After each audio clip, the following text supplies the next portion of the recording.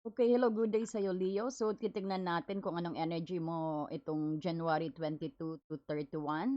No, ang energy mo at ang energy ng persons mo. So, titignan din natin kung anong feelings niya sa'yo, anong intentions niya, anong actions, no? Ayan, marami pong salamat sa mga nagsusubscribe, nag-hype and like sa ating mga video. Pasensya na po pag putol-putol ang ating sounds. Medyo mahina po ang signal. Okay, so tingnan natin ang energy.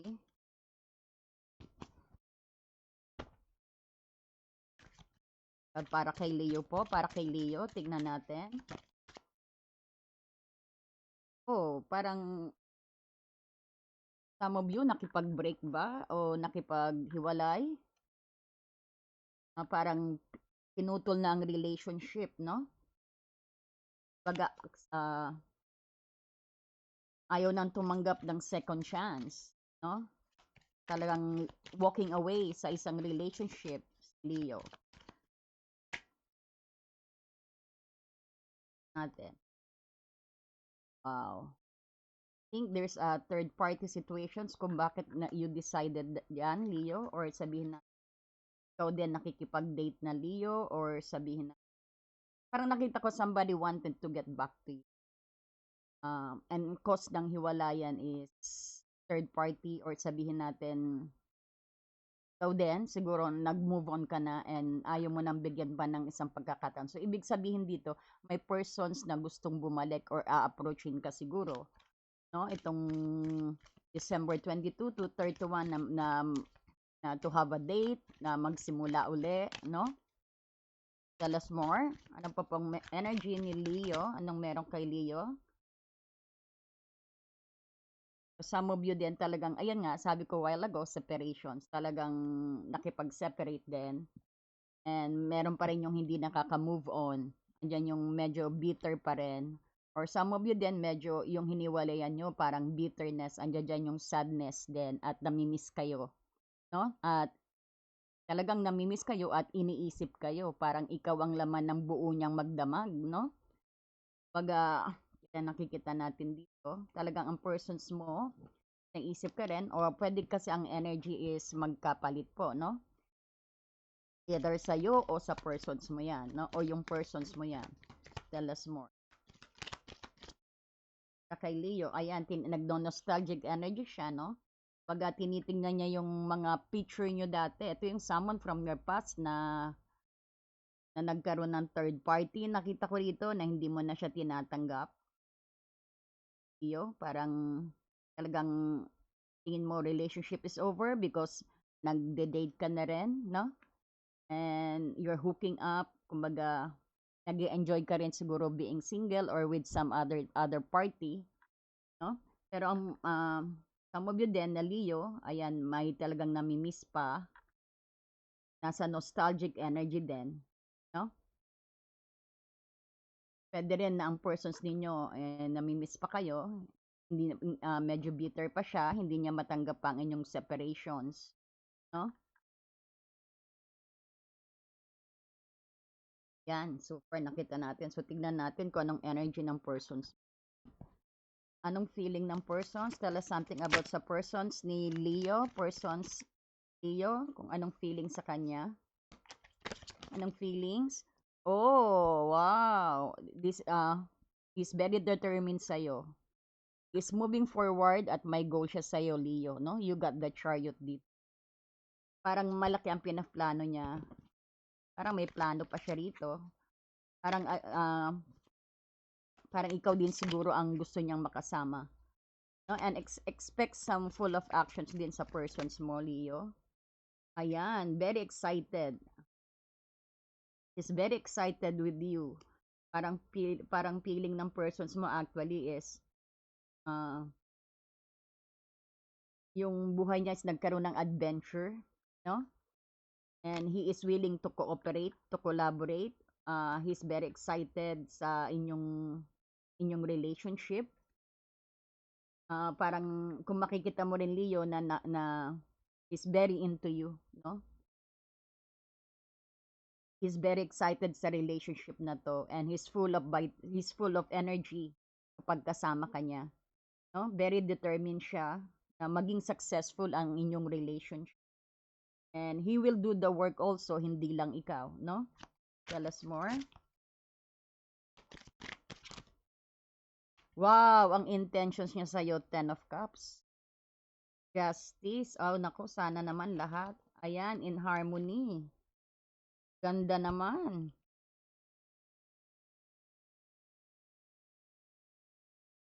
You want this relationship na to commit in a higher level.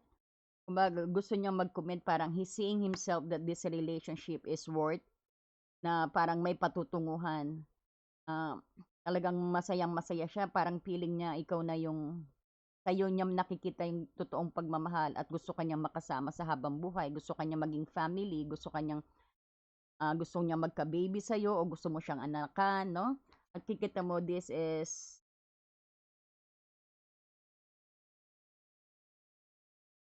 balance ano no relationship because parehas kayo ng nararamdaman, no? At very peace and very he feel na very ano siya, very at peace pag kayong dalawa magkasama. And look at yung inyong ano no, ang intention niya is to be with you for the rest of his life na magkaroon ng isang masayang pamilya sa'yo, no? And as you could see, andi dito yung balance, andi dito yung peace sa relationship ninyong dalawa.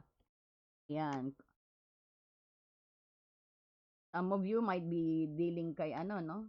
Kay Cancer, Libra.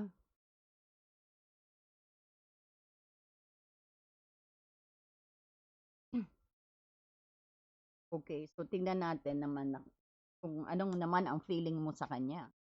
Pero ang ganda ng feeling sa'yo at intention ng persons mo, ah. Iyo. So, tingnan naman natin ano naman ang feeling mo. Feeling mo sa taong ito, sa persons mo.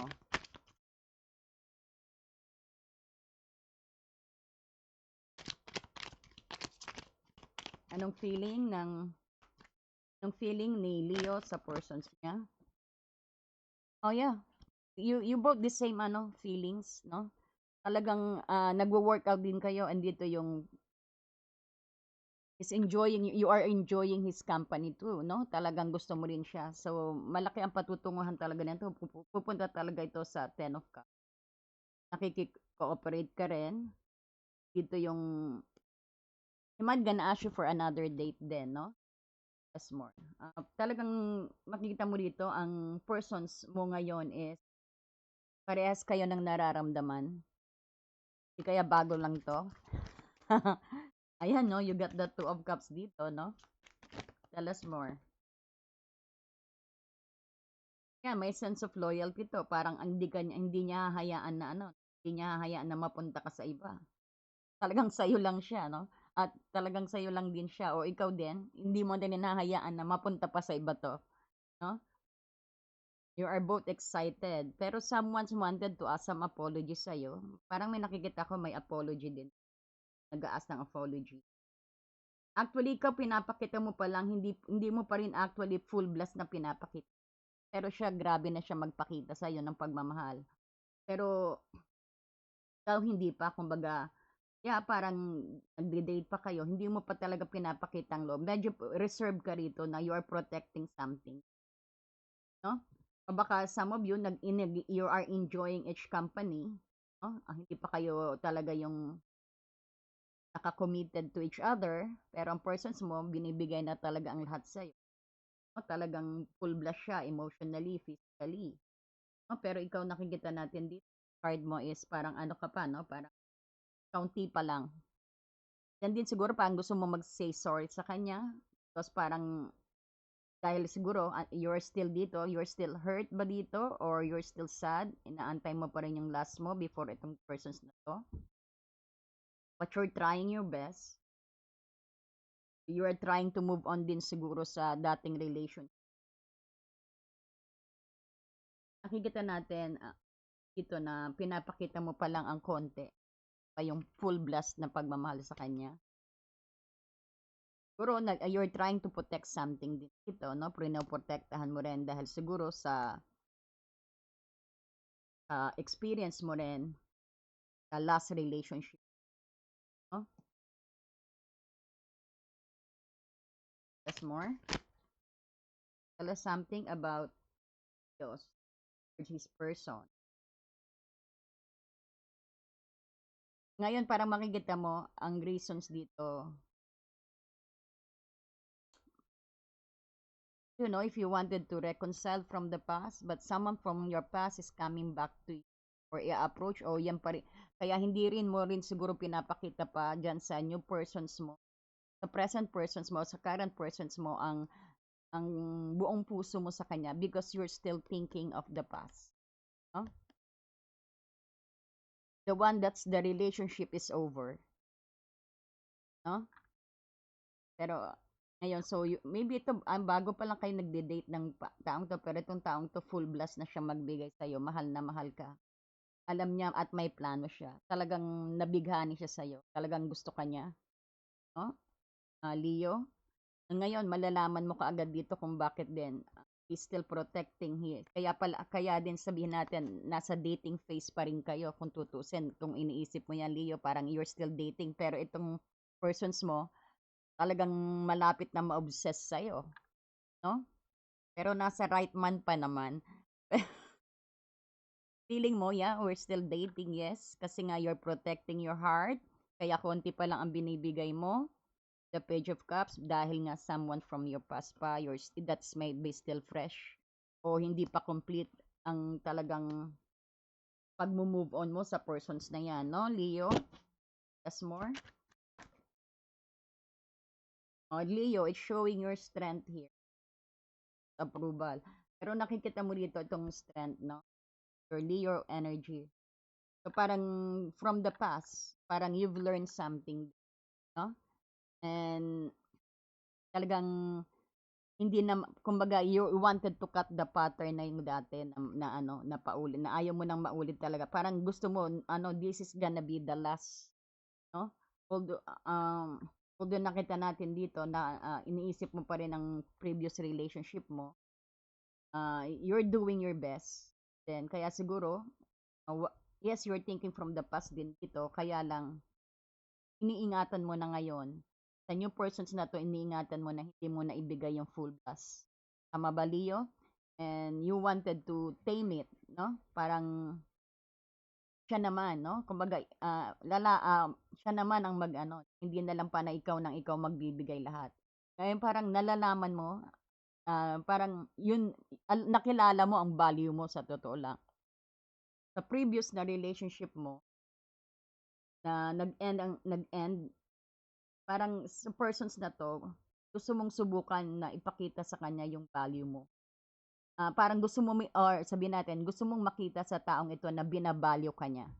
So at the moment, nakita natin, ini-enjoy mo. Ini-enjoy mo ang panliligaw niya or yung dating ninyong dalawa. Ayan, sabihin natin yung connectivity ninyong dalawa, physically at emotionally, or enjoying each other. No?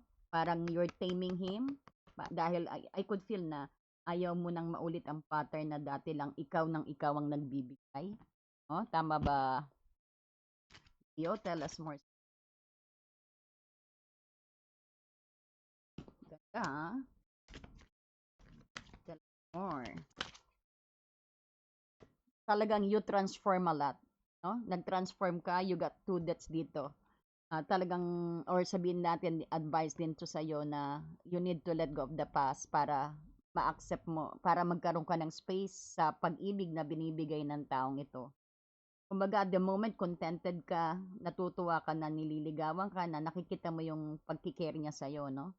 Pero dito sa Four of Pentacles, you are contented. So, ang ina-advise dito to transform, let go of something that no longer helping you. No? Yung andyan yung emotional baggage sinasabi rito. You need to transform. No? And these transformations to give way dito sa kaya pang mas marami ka pang ibibigay ang persons na to once na i-let go mo ang the past mo. As you could see, ito talagang this relationship is over but andyan pa rin din talaga yung sakit. Andyan pa rin yung mga memories ninyo. Siguro matagal kayo nung previous mo bago itong matagal din siguro kayo nagsama ng previous mo, no? But you got the two dito. Siguro ito na rin yung confirmation sa'yo. No more second chance sa previous na relationship. no? Na you need to transform now, let go that no longer serves you. You need to transform now. No? Nakukuha mo, Leo? Tell us more. Ayan, no, Queen of Cups. You might be dealing din sa Scorpio, no? Those energy.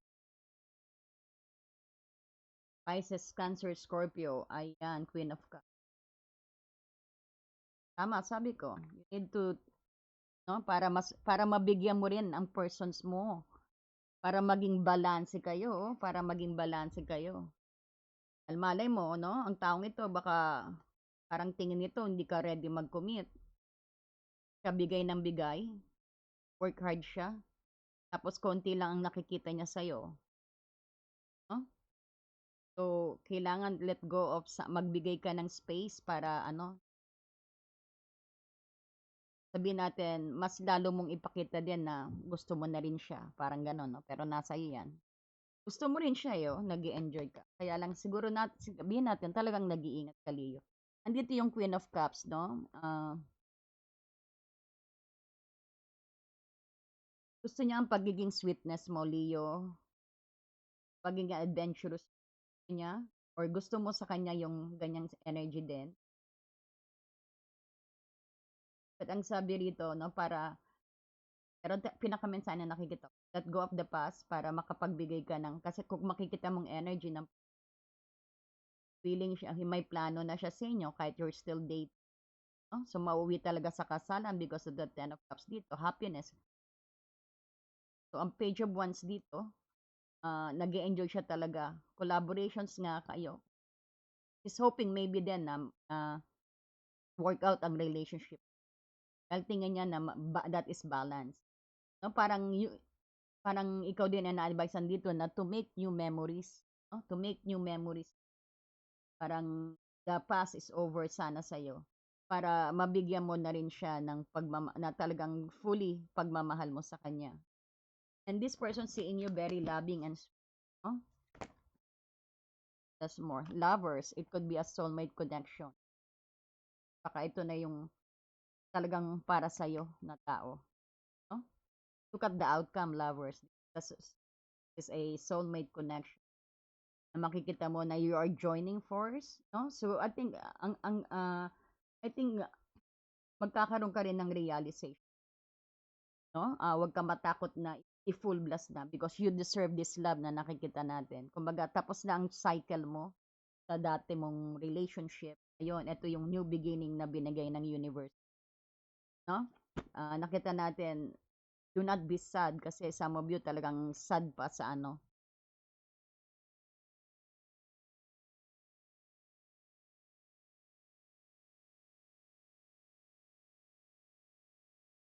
Natin pa what is coming para kay pampaparating para kay Leo. Sabi sa iyo maliwanag na sabi ni ni Romance Angel, huwag kang matakot, express your love, go ahead, parang green light, no? Hindi na mangyayari yung dati, putol na, no? Na-wash out na. Sabi, ang problema na lang sa iyo is talagang you need to move on and grab this opportunity. Ito yung express your love, go ahead and make a romantic gesture too. No, hindi lang panay siya ng patay. Kailangan you need to collaborate if you wanted to work hard. Kumbaga, i-upgrade mo na ang feelings mo. Do not be contented. Sabi ng Four of Pentacles, do not be content. Kasi contented ka rito Kumbaga, there's a lot of more na kayang ibigay ang persons na open your door, no? Buksan mo pa puso mo, no? Huwag kang kuripo dahil nakikita napakaliit ang ino-offer mo sa persons mo, Page of Cups. No, ipakita mo. Bakit maliit ang nakikita mo? Kasi nga, na-occupyhan pa, nasa ano pa, nasa ex mo pa, no? Puso mo. You need to cut that out. No? Ito na sabi ng Romance Angel sa'yo, you're gonna be very happy.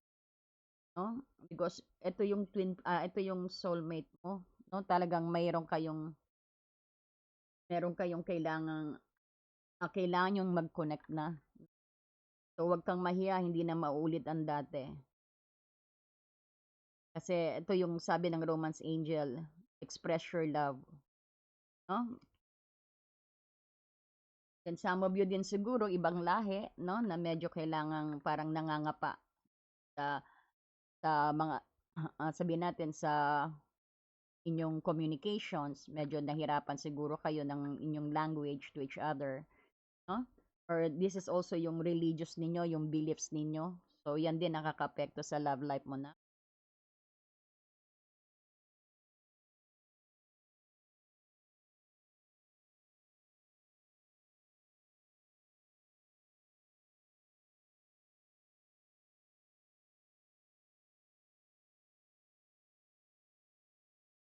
And free yourself with doubt. Huwag kang mag-doubt na. It's time to take back control of your life. Kung dati drain na drain ka sa ex mo pero mahal mo pa rin, kumbaga it's about time to, accept mo ang pagmamahal ng persons na ito o kung nakikilala nyo na to o darating pa lang sa inyo. No? O kung nagde-date na kayo nito o nagsasama na kayo nito. Itong persons na to na pinakita ko sa inyo na may chariot siya, na may plano, meron pa siyang kayang ibigay sa'yo, no? Nakikita rin ng persons mo na soulmate kayo. So, take back your power, tanggalin mo ang takot, release some emotional baggage. Wala kang dapat katakutan sa taong ito dahil mahal ka, oh. New love nga. Itong new love mo ang ang persons mo. Sabihin natin ang current na dinedate mo, no? So, open your heart. Pakita mo na rin, huwag kang kuripot, sabi dito, Leo. Nakukuha mo na? Huwag ka daw kuripot sa pagmamahal dahil siguradong mahal ka nito. So, bibigyan kitang angel guidance.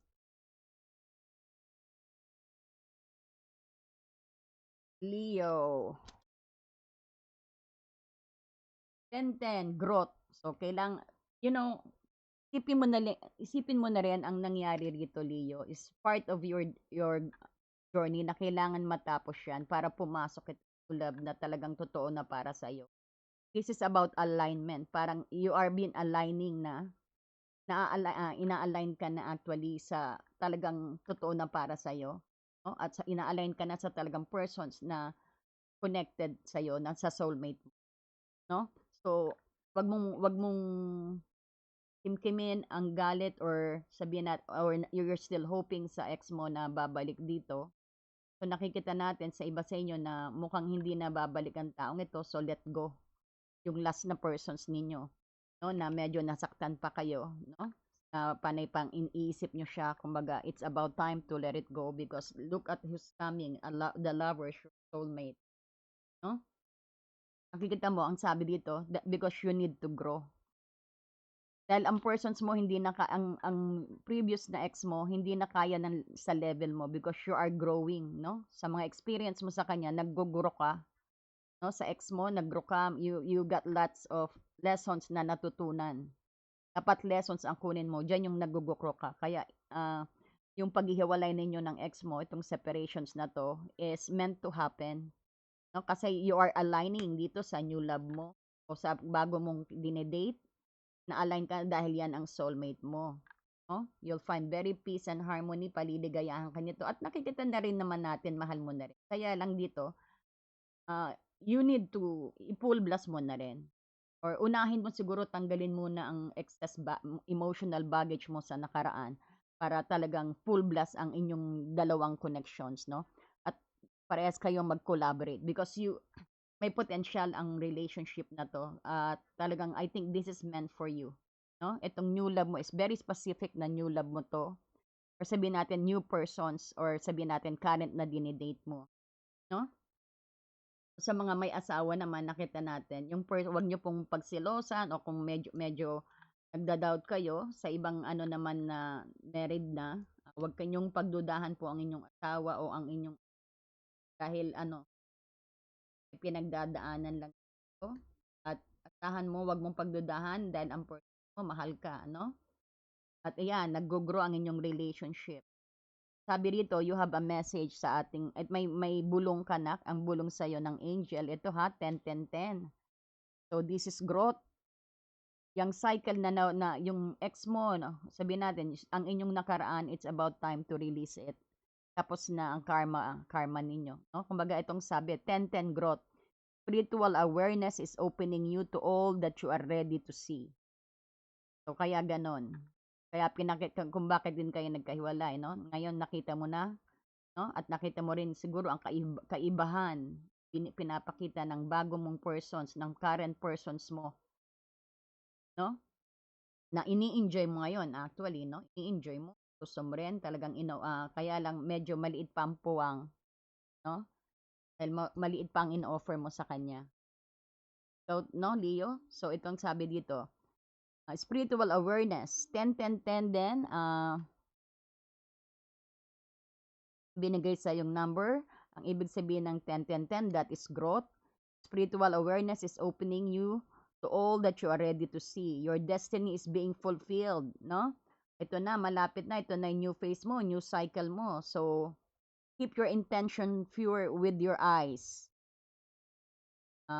Keep your intentions pure with your eyes looking ahead, and you will continue to increase the growth that is here. So, wag kang pa-block sa iyong nakaraan, no?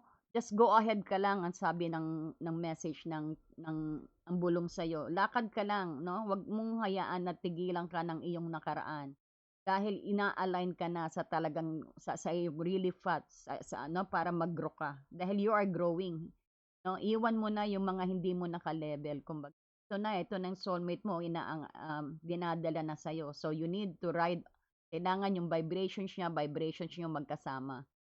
No? So ngayon, na-experience mo na yan, yung happiness na hindi mo naranasan noon. Dahil hindi para sa iyo yun. Ito ngayon ang para sa iyo. No?